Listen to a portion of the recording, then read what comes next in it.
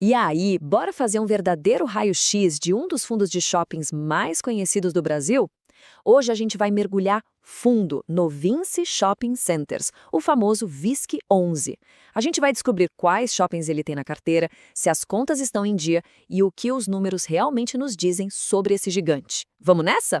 Pois é, pode parecer uma coisa de outro mundo, né? Mas quando se investe num fundo de shopping, é mais ou menos isso que acontece.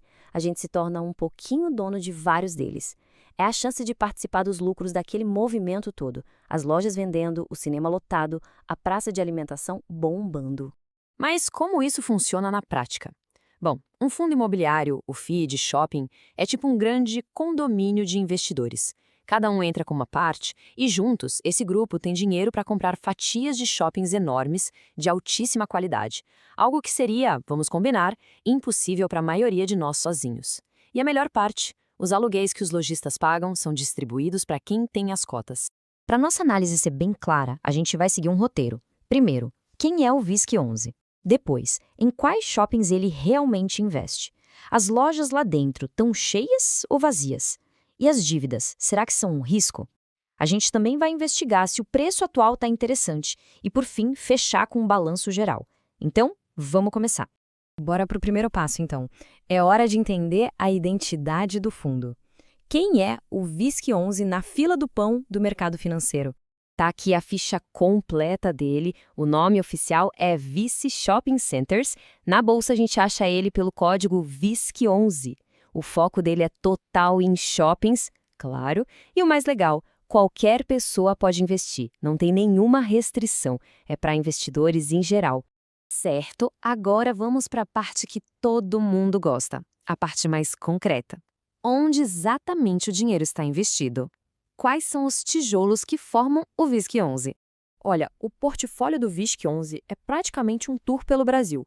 Ele tem participação em shoppings super relevantes em várias regiões. Tem o Carioca Shopping no Rio, o Világio lá em Caxias do Sul, o São Luís Shopping no Maranhão. Essa diversidade é muito inteligente, sabe por quê? Se a economia de uma região dá uma balançada, as outras podem segurar as pontas. Isso ajuda a diluir o risco. E o fundo não para quieto, não. Recentemente, a gestão fez um movimento bem grande. 285 milhões de reais. É bastante dinheiro. Mas onde eles colocaram toda essa grana?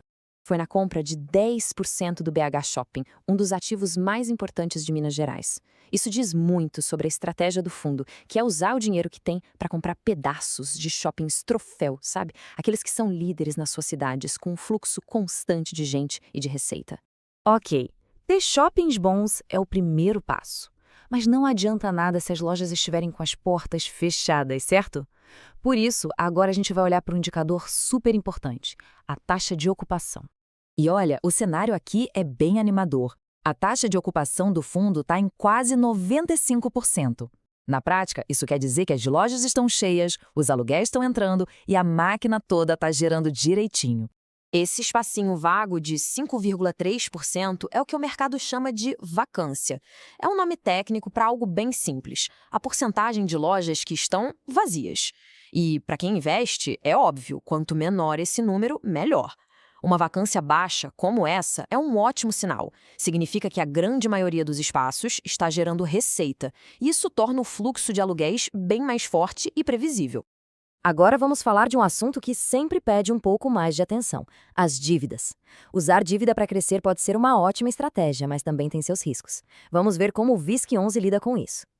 O termo que o pessoal do mercado usa para isso é alavancagem. É basicamente quando o fundo pega dinheiro emprestado para comprar mais coisas, apostando que o retorno que ele vai ter vai ser maior que o juro da dívida. É uma faca de dois gumes, entende? Pode acelerar os ganhos, mas se algo der errado, também pode aumentar as perdas.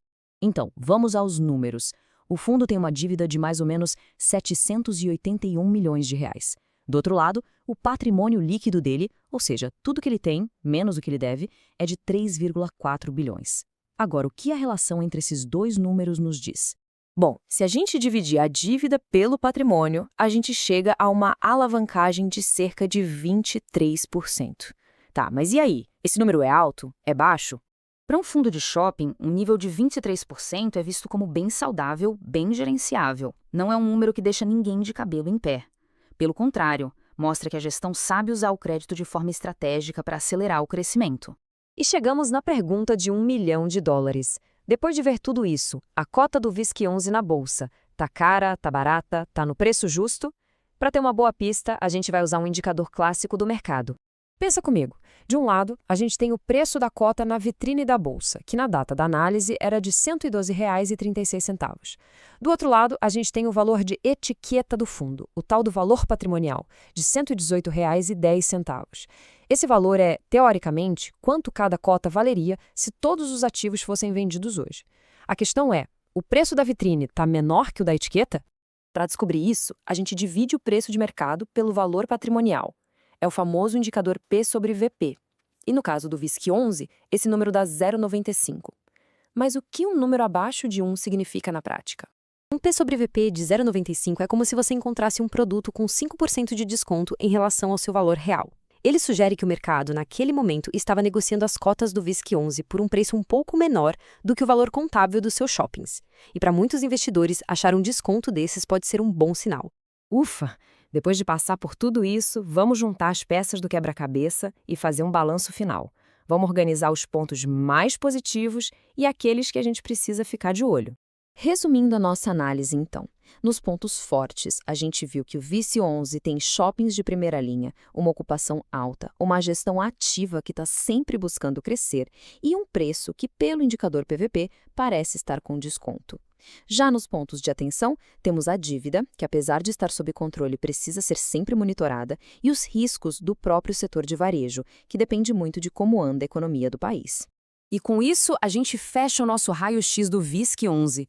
Os dados mostram um fundo bem robusto com uma estratégia clara, mas a grande pergunta que fica, principalmente para quem pensa no longo prazo, é: com toda a força do e-commerce e as mudanças de hábitos do consumidor, qual será o papel dos shoppings no futuro do Brasil? A resposta para essa pergunta pode dizer muito sobre o futuro de um investimento como esse. Se gostou, curta e compartilhe. Não esqueça de se inscrever no canal.